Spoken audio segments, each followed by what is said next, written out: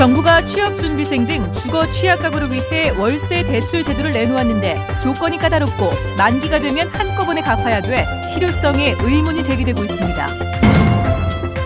1분 1초가 위급한 구급차에 길을 비켜줬는데 신호위반 과태료를 물어야 하는 일이 벌어져 인터넷에 큰 화제가 되며 공분을 사고 있습니다. 오랜 경기 침체로 소비자들이 저렴한 물건만 골라 구매하는 경향이 두드러지고 있습니다. 다가구 주택이 대구에서만 29만 가구 넘게 늘어났는데 법과 일선 지자체 행정력이 이를 따라가지 못하고 있습니다. 네, 여러분 안녕하십니까? 대구 경북 소식 전해드립니다. 오랜 경기 침체로 소비자들이 값이 싼 물건만 구매하는 경향이 두드러지고 있습니다. 반면 고소득자들은 씀씀이를 그대로 이어가 소비 양극화가 심화되고 있습니다. 권윤수 기자가 취재했습니다. 한 대형마트에서 3,000원짜리 티셔츠와 6,000원짜리 보온 내복이 등장했습니다. 겨울 의류와 침구류의 재고가 계속 쌓이자 값을 40에서 60%까지 할인해주고 있습니다. 식료품 코너에는 1+1 행사를 한다는 안내판이 곳곳에 나붙었습니다. 연초부터 이런 큰 폭의 할인 행사를 하는 것은 상당히 이례적. 손님들이 싼 것만 찾기 때문입니다. 연초임에도 불구하고 지금 1+1 행사 상품이라든가 단 하루 일 한정 상품이라든가 이렇게 판매에 고객들의 많은 반응을 보이고 있으며 특히 한철 지나면 바로 2월 상품이 돼버리는 의류의 경우 업체들이 물량을 하루빨리 소진하려고 가격 경쟁에 더욱 열을 올리고 있습니다. 최근 인터넷 등을 통해서 가격대를 비교해보고 구매하시는 고객들도 많고 합리적인 소비를 지향하시는 고객이 많으면서 브랜드마다 할인율을 예년보다 더 확대하고 있는 추세입니다. 그러나 해외 고가 제품 매장이 즐비한 백화점에서는 연간 수천만 원씩 물건을 구입하는 이른바 VIP들의 씀씀이가 여전하다고 관계자는 밝혔습니다. 서민들은 허리띠를 졸라매고 고소득자들은 지출에 주저함이 없는 소비의 양극화가 갈수록 심해지고 있습니다. MBC 뉴스 권윤수입니다. 정부가 취업준비생을 포함한 주거 취약계층을 위해 월세 대출 제도를 내놨습니다. 이자가 싸지만 대출 조건이 까다롭고 만기가 되면 한꺼번에 갚아야 돼서 실효성에 의문이 제기되고 있습니다. 도건협 기자입니다. 정부가 새해부터 도입한 주거안정 월세 대출은 취업준비생과 희망키움 통장 가입자, 근로장려금 수급자 가운데 무주택자에게 월세 자금을 싸게 빌려주는 겁니다. 지난 2일부터 우리은행에서 단독으로 취급하고 있는데 문의는 많지만 신청자는 거의 없습니다. 학자금 대출을 받은 사람도 많을 텐데 그런 빚을 가지고 있는 상황에서 그렇게 또 빚을 더 내가지고 생활비를 만든다는 것 자체가 어떻게 보면은 많이 부담스러울 상황인 거죠. 대출을 받는데 걸림돌도 적지 않습니다. 월세 대출 자금을 다른 용도로 쓰는 것을 막기 위해 집주인의 계좌로 대출금을 자동 이체하는데 집주인이 임대소득이 노출되면 과세 대상이 될 수 있다며 꺼리는 경우가 많습니다. 국토부 관계자는 실제 거주하는 것만 확인하면 집주인의 허락 없이도 대출이 가능할 것이라고 해명했습니다. 서명을 안 받았다고 해서 대출이 안 나가는 건 아니고요. 그리고 임대인 통장으로 가서 부담이 된다 그러면 임차인 통장으로도 넣을 수 있어요. 상환 방식도 부담입니다. 월 30만 원씩 2년 동안 최대 720만 원까지 빌려주는데 1년 거치한 뒤 3년까지 연장이 가능하지만 만기가 되면 일시 상환을 해야 합니다. 지금의 부담을 당장 덜기 위해서 빌릴 수는 있지만 나중에 돼서 720만 원이라는 부분이 더 큰 부담으로 돼서 자기에게 돌아올 수 있다는 부분에서 조금 실효성이 없는 것이 아닌가. 월세 대출의 재원이 500억 원에 불과해 전국적으로 7천 명 정도만 혜택을 볼 수 있습니다. 주거 취약 가구의 부담을 덜어주는 데는 한계가 명확해 보입니다. MBC 뉴스 도건협입니다. 내일부터 전국 시도의회 의장단이 유럽 방문에 나서는 가운데 이동희 대구시 의회 의장은 개별적으로 이탈리아 밀라노시를 방문해 두 도시 간의 자매 결연 재추진을 지원합니다. 이 의장은 오는 21일 밀라노시 부시장과 시의회 의장을 만나 오는 7월로 예정된 두 도시 간의 자매결연 재추진에 협조를 구하고 특히 밀라노시의회에 사전 승인을 요청할 계획입니다. 대구시는 지난 1998년 밀라노 프로젝트를 앞세워 밀라노시와 자매결연을 추진했지만 밀라노시로부터 공식적으로 인정받지 못해 비난을 받았습니다. 경상북도와 전라남도가 시범 사업을 통해서 상생 발전에 나섭니다. 경상북도에 따르면 두 단체는 상생 협력을 위한 시범 사업으로 조선 가명 역사고도 관광자원화와 백신 글로벌 산업화 기반 구축, 국토 끝섬 주민 간 교류, 농특산물 장터 운영, 공무원 교류 등을 올해부터 추진합니다. 또 생활체육 교류, 전직 대통령 이름 활용 사업, 문화 교류 및 조선 가명 역사 입문 포럼, 시군 자매 결연도 추진합니다. 구급차나 소방차가 접근하면 길을 비켜주라고 정부가 대대적으로 계도하고 있지만 그렇게 했는데 과태료를 물어야 한다면 어떤 심정일까요? 실제 이런 피해가 나타나고 있는데 현실과 동떨어진 도로교통법의 문제, 도성진 기자가 취재했습니다. 최근 인터넷 커뮤니티에 올라온 글이 큰 반향을 일으키고 있습니다. 신호단속 카메라가 설치된 교차로에서 트레일러 사이에 껴 신호 대기 중이었는데 뒤에서 나타난 구급차를 위해 앞으로 길을 비켜주는 바람에 신호 위반 과태료를 물게 됐다는 내용입니다. 글쓴이는 경찰청과 법률구조공단에 알아봤지만 처분을 피할 수 없다는 통보를 받았고 네티즌들은 공분하고 있습니다. 도로에서 만난 운전자들도 비슷한 반응입니다. 그런 도로교통법까지 만약에 저희들 그것까지 모르거든요. 왜냐하면 정말 위급한 상황에 지금 어느 쪽으로 비켜야지 빨리 구급차가 빨리 갈 수 있는가. 그것만 저도 생각을 할 거예요. 물론 공익을 위해서 하는 거지만 내한테는 오히려 해가 되는 걸 수도 있기 때문에 충분히 어떤 사람들은 안 비켜줄 수 있는 상황도 있지 않을까. 현행 도로교통법은 일반 도로에서 긴급자동차가 접근하면 도로 우측으로만 피하도록 규정하고 있습니다. 최근 확산되고 있는 모세의 기적도 엄밀히 따지면 불법이란 얘기입니다. 지난해 10월 울산에서는 구급차의 진로를 양보하지 않은 운전자에게 과태료 처분이 내려졌습니다. 때문에 네티즌들은 양보를 해도 과태료, 양보를 하지 않아도 과태료라며 현실에 맞지 않는 법에 비판을 쏟아내고 있습니다. 우측으로 굳이 못 피할 경우에는 좌측으로도 갈 수 있다고 저는 생각을 합니다. 그렇지만 도로교통법의 원칙은 우측으로 피항하라고 되어 있습니다. 현재 국회에는 긴급 차량에 길을 터줄 때 운전자가 상황에 따라 좌우측으로 피할 수 있도록 하는 도로교통법 개정안이 발의된 상태입니다. MBC 뉴스 도성진입니다. 어제 도시형 생활주택이 화재의 무방비로 노출돼 있다는 보도 해드렸는데요. 대구에서만 30만 가구가 살고 있는 다가구 주택, 이른바 원룸도 사정은 마찬가지였습니다. 양관희 기자가 취재했습니다. 지난해 11월 대구 서구의 다가구 주택 화재. 불을 끄려던 20대 여성이 화상을 입고 위층에 살던 주민 4명이 연기를 마셔 다쳤습니다. 소화기와 화재 경보기가 없었습니다.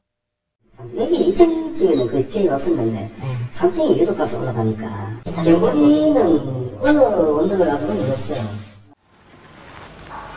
대구 수성구의 다가구 주택 밀집 지역. 준공된 지 1, 2년이 채 안 된 새 건물들이지만 소화기나 단독 경보형 감지기는 역시 찾아볼 수가 없습니다. 대구시 조례 위반입니다. 감지기라는 것도 이제 건전지 나가지고 이제 천장에 달아가지고 이동이 또 용이하기 때문에 현장에 집집마다 그렇게 설치가 되어 있는지 준공 이후에 확인하기는 어려운 실체입니다. 더구나 5층 미만의 다가구 주택은 소방법 대상에서 빠져 인허가 때 소방서 동의를 받지 않아도 됩니다. 다세대 주택 같은 경우는 주택으로 쓰이는 층수가 아마 4층까지가 될 것 같아요. 그죠? 4개 층, 그죠? 네. 그런 경우에 제 동의 대상에 해당은 되지는 않습니다. 대부분 외벽에 스티로폼이 들어있는 드라이비트 공법이 사용된 것도 도시형 생활주택과 같습니다. 재료가 저렴하고요. 가볍기 때문에 시공성이 좋습니다. 그래서 전체적으로 시공비가 많이 낮아지니까 어쨌든 공사에는 유리한 재료라고 그렇게 생각하는 거죠. 드라이비트 공법으로 만든 다가구 주택입니다. 보시는 것처럼 건물 간격이 좁아 불이 났을 경우 옮겨붙기 쉽습니다. 5가구 이상 다가구 주택은 조례에 따라 인접대지 경계선에서 1m만 떨어져도 됩니다. 128명의 사상자를 낸 의정부 도시형 생활주택 화재처럼 20, 30대가 주로 사는 다가구 주택도 안전 사각지대에 놓여 있습니다. MBC 뉴스 양관입니다. 의정부 도시형 생활주택 화재를 계기로 경상북도가 경북도 내 10층 이하 아파트 1295곳을 대상으로 특별 소방안전 점검을 실시합니다. 이번 점검은 다음 달까지 소방특별조사반 51명이 긴급 투입돼 소화기와 경보 설비 등의 유지관리 여부, 화재 가능성이 있는 시설에서의 사용 실태 등을 확인합니다. 원자력 발전소 유치에 나섰던 영덕 지역에서 원전 반대 여론이 커지고 있습니다. 정부와 한수원이 강조한 경제성과 안전성을 믿을 수 없다는 게 이유입니다. 장성훈 기자입니다. 신규 원전 유치에 나서 2012년 부지까지 고시한 영덕군에 최근 원전 반대 바람이 거셉니다. 후쿠시마 원전 사고와 한수원 비리를 통해 원전의 위험성에 대한 인식이 커졌고 원전이 지역 경제에도 도움이 되지 않는다는 회의적인 시각이 확산된 탓입니다. 인근지 울진이나 경주나 결국 갖고 와도 특별하게 뭐 나아지는 게 없다는 이야기입니다. 영덕보다. 거기에 국민들의 어떤 반대 의견이 가장 크게 깔려 있는 것 같아요. 최근 한 언론사의 여론조사에서 영덕 군민의 과반수가 원전 건설에 반대했고 60%는 주민투표를 통해 다시 주민의 의견을 물어야 한다고 응답했습니다. 원전 안전에 대해서는 과반수가 불안하다고 답했습니다. 응답자의 60%는 정부의 지원 약속을 신뢰하지 않았고 원전 반대 이유로는 위험성과 농업 피해 등을 꼽았습니다. 심지어 원전 건설 예정 지역의 주민들도 정부와 한수원에 부정적입니다. 한수원이 내놓은 매입 부지 감정평가액이 현 시가에 크게 미치지 못하기 때문입니다. 4년째 들어서 해가지고 파지도 뭐하고 딱 고럽게 지금 묶어놓고 지금 이게 아이시대 이래가지고는 우리 주민들은 너무 무시하는 것이 진짜 원전에서. 핵발전소를 유치할 경우에 생기는 여러 가지 문제들을 밝히고 그 정보를 정확하게 공식적으로 주민들에게 전달하는 것이 필요하다고 생각합니다. 신규 원전 유치 지역으로 선정됐던 삼척시에 이어 영덕 지역에서도 원전을 반대하는 여론이 갈수록 커지고 있습니다. MBC 뉴스 장성훈입니다. 오늘 구제역 확진 판정을 받은 의성의 돼지 농장은 백신 접종을 마쳤고 이동 제한 조치까지 내려졌지만 구제역을 막지 못했습니다. 무엇이 문제인지 방역 당국조차 허탈해하고 있습니다. 엄지원 기자가 보도합니다. 의성의 돼지 농장, 접근이 금지된 채 사료를 농장차로 옮겨 싣는 작업이 한창입니다. 방역 당국은 어제 구제역 의심 신고가 접수된 이 농장 돼지의 정밀 검사 결과 구제역 O형 양성으로 판명났다고 밝혔습니다. 이 농장은 최초 구제역 발생 농장과 1.1km 떨어진 곳으로 2주 전 같은 출하 차량이 두 농장을 다녀간 것으로 확인됐습니다. 때문에 지난주부터 2차 백신 접종과 이동 제한 조치가 내려진 상태. 이 농가 같은 경우는 1월 4일에서 전체에 있는 추가 보강 접종을 다 한 걸로 나와 있습니다. 그리고 외부인에 대한 출입을 철저히 통제를 했고 또 이 농장은 지난해 항체 형성률이 84%가 넘고 위생과 방역에 철저한 국내 우수 종돈장이라 당국도 당혹감을 감추지 못하고 있습니다. 미스테리인 부분도 좀 있습니다. 그런데 이게 바이러스에 의해서 전파되는 거다 보니까 야생 동물에 의해서 이게 전파됐을 가능성도. 한편 어제 이 농장 돼지 8,100여 두 가운데 의심축이 있던 돈방돼지 292마리를 살처분했고 당국은 추가 증상이 나타나는 대로 즉각 매몰 처분할 계획입니다. MBC 뉴스 엄지연입니다. 김현창 대구 경제부시장과 지역의 환경기업 대표 등 10여 명은 오늘부터 중국 이싱시와 온주시, 정주시를 잇따라 방문해 환경 분야 시장 개척에 나섭니다.